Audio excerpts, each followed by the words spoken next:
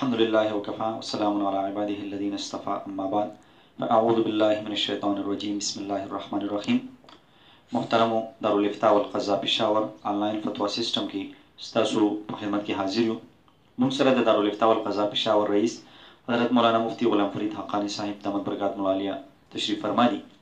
محترم تاسو ته موږ په هر پروګرام کې دا وایو چې زموږ دا پروګرام د ثواب په نیت باندې موږ پروګرام شروع کړی دی او تاسو ملګرو نه دا هیله لرو چې تاسو د زموږ پروګرام دا څومره ویډیوګانې شیر کیږي د ثواب په نیت باندې، ځکه چې تاسو دا شیر کوئ نو یو مسله چې څوک زده کړي نو د سلو نفلو ثواب ملاویږي.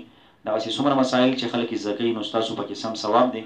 نو د ثواب په نیت باندې دا ویډیوګانې څومره مسایل تاسو ته ملاویږي دا خپلو ملګرو سره زیات نه زیات ملګرو سره شیر کوئ. دې سره محترمو ناظرینو مونږ د یوټیوب خپل چینل هم جوړ کړی دی. تاسو د یوټیوب چینل ته لاړ شئ، فتوا آنلاین چینل یا مفتی غلام فرید حقانی دا نوم ورکئ. په دې نوم باندې زموږ د فتوا آنلاین سیسټم چینل دی. تاسو دغه چینل هم سبسکرایب کړئ او څومره ستاسو ملګري یاران دوستان دي هغې ټولو ته ووایئ چې دغه چینل سبسکرایب کړي، تاسو به په دې ثواب کې صحیح شاملېږي. مفتی صاحب د ننني پروګرام کې څو سوالات راغلي دي. ټولو نه اول سوال ابرار حسین صاحب د ځای پتې نه ده لیکلي، نو ملګرو کوشش کوئ چې کم ملګری سوال لیکي نو خپل نوم هم رالیږئ او دې سره سره د خپلې علاقې د ځای پتې هغه نوم هم لیکئ چې پته لګېږي. ابرار حسین صاحب تپوس کې یو زنانه باندې فرض روزي پاتې شوي دي، نو هغه وایي چې کوم دی اوس نفل روزي هغه نیوی شي که نشي نیوی، فرض یې په ذمه پاتې دي نو نفل روزي نیولی شي که نشي نیوی. بسم الله الرحمن الرحیم. رب اشرح لي صدري ويسر لي امري واحلل عقدة من لساني يفقهوا قولي. کوم مسلمانانو باندې چې فرض روزي پاتې دي که زنانه دی او که نرینه دی، په ده باندې دا واجب دی چې اول ټولو نه اول نفل روزي دی نه ساتي، اول دی دا قضا راوړي. که بل فرض دی وایي چې نه زه وروستو ساتم نفل روژې کېږي چې نیت د نفل روژې وکړي نو بیا نفل روژه کېږي، خو بهتر دا دی چې اول د باندې قرض دی هغه قرض دی ادا کړي، وروستو دی بیا صدقې کوي. چا باندې پیسې قرض وي نو اول قرض ادا کوي وروستو صدقې کوي. چا باندې روژې پاتې اول دی قضا ادا کوي، هغې نه بعد دی بیا نفلي روژې ساتي. که بل فرض څوک نفلي روژې ساتي او قضا نه ادا کوي بیا نفلي روژې هم ادا کېږي. مفتی صاحب د ریګي پېښور نه ډاکټر حیدرعلي صاحب هغې یو پوښتنه کړې ده. هغوی وایي چې موږ اکثر ودونو ته لاړ شو، شادي حالو کې ودونه نو دا اکثر داسې ترتیب وي چې شادي حال په دوه حصو کې تقسیم کړی وي، یو حصه کې د یو واده پروګرام یو بله حصه کې د بل واده پروګرام وي. نو دوی وایي چې موږ کوم ودونو ته ځو هغې کې خو د میوزیک پروګرام نه وي، خو دا بله حصه کې چې د بل چا واده وي هغې کې د میوزیک پروګرام وي. نو بیا دوی وایي چې دا کوم واده هغه موږ تللي یو هغې کې ډمامې وغیره نه وي، ګانې بجانې نه وي، نو د هغې روټۍ خوړل په دغه ټایم کې د هغه بله حصه کې میوزیک روان وي، نو موږ د دې روټۍ خوړل څنګه دی؟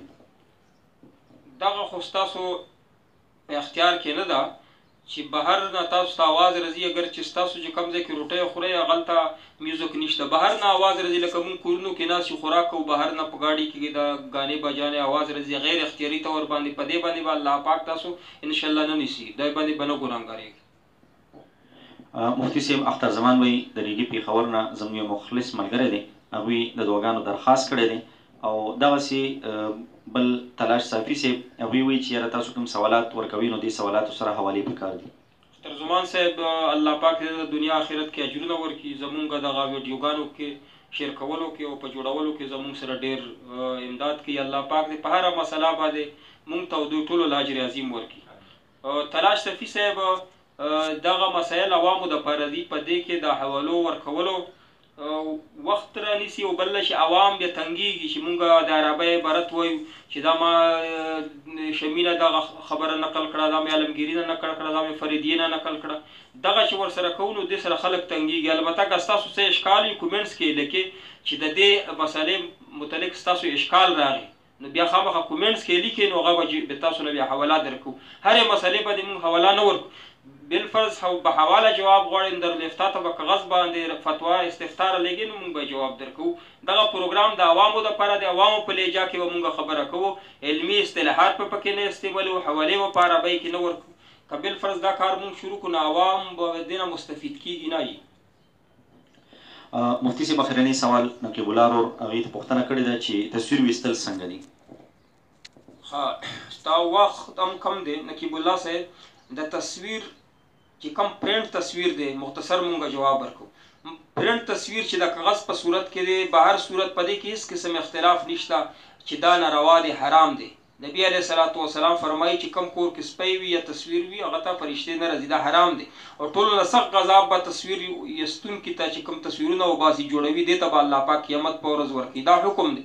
او پرنټ تصویر د کاغذ په شکل کې دی، صرف او صرف ضرورت په بنا باندې علما کرام وایي دغه جایز دی چې پاسپورت جوړوي یا شناختی کارت جوړوي نو وړوکي شانتي تصویر یا شرط داخله کوي دې نه بغیر ته ټریولینګ نشي کولی، یو ځای نه بل ځای ته نشي. د کم ضرورت ولا تصویرونه دي، دا پرنټ تصویرونه په کور کې بغیر ضرورت نه ساتل دا حرام دي. او دغه ډیجیټل تصویرونه چې د موبایل کې مونږ وباسو د موبایل په کیمرا باندې په دې کې اختلاف دی. نو دې کې جمهور علما کرام وایي چې دغه تصویر نه دی، دا د انسو په شکل کې وي، سو انسی وي هغه چې کله هغه انسی ته ختم کې نو ختم شي چې بیا راولي بیا راشي، نو دغه تصویر حکم نه لري. بهر صورت دا دې دپاره جمهور وایي چې دا جایز دی. نو دا جایز په وجه د دې نه علما کرام دا فایده اوچتوي چې په میډیا کې د دین پرچار دپاره دعوت تبلیغ دپاره دغه موبایل کیمرا استعمالوي. خو دغه موبایل کیمرا که ته دې دپاره استعمالوي شغل لپاره، کله یو ځای کې په شړشمو کې ودرېږي یو ځای کې تصویر وباسي، کله په خانه کعبه کې ریاض الجنه کې خلکو ته وایي چې یاره دا وګوره ما خو خج ته راغلی ریاض الجنت کې نفل کوم، هسې شوق دپاره دغه ډیجیټل تصویر چې ته استعمالوي نو بیا پکې هم کراهت شته، بیا منع دی. هر ځای کې یو ځای کې بې ځایه ځای په فیسبوک باندې هسې په هسې تصویرونه مه ورکوو. البته جواز یې شته، خو جواز که مونږ فایده ترې اوچتوو نو بیا به دا د تبلیغ دپاره به ترې اوچتوو. امید دی چې نقیب الله صاحب ته جواب ویلی. جزاکم الله زما عزتمندو، دا زموږ نننۍ ورځې پروګرام سره ته ورسېدو. ستاسو په خدمت کې درخواست دی خپل سوالات د کمنټ په ذریعه یا د پي ټي سیل 091 52 30 330 په دې نمبر باندې، او انشاءالله د راروانې اتوار په ورځ د 10 بجو نه 11 بجو پورې به زموږ آنلاین پروګرام انشاءالله لایو پروګرام چلیږي. تاسو ټولو ته دا درخواست دی چې په دغه پروګرام کې شرکت وکړي، خپل پوښتنې د مفتي صاحب نه تپوس وکړئ انشاءالله. دوی ته ووایه که مونږ داسې مسله وکړه چې هغه کتاب کې نه وي، انسان دې مونږ له غلطي وشي نو تاسو کمنټس کې مونږ له هغې خامخا مفتي صاحب تاسو ته دا گزارش کوي چې کوم مسلې داسې وي چې بعضې ملګرو اعتراض یې په یا کتاب کې موجود نه وي نو تاسو هغه تصحیح کولی شئ، اصلاح کولی شئ. مونږ ته چې کوم دی د کمنټ په ذریعه تاسو هغه ویلی شئ چې دا مسله ټیک نه ده یا د مسلې تصحیح پکار وي، نو انشاءالله تاسو دوباره بیا هغه مسلې به مونږ دوباره تاسو ته پیش کوو انشاءالله. تر بل پروګرام پورې اجازت غواړو. واخر دعوانا ان الحمد لله رب العالمین.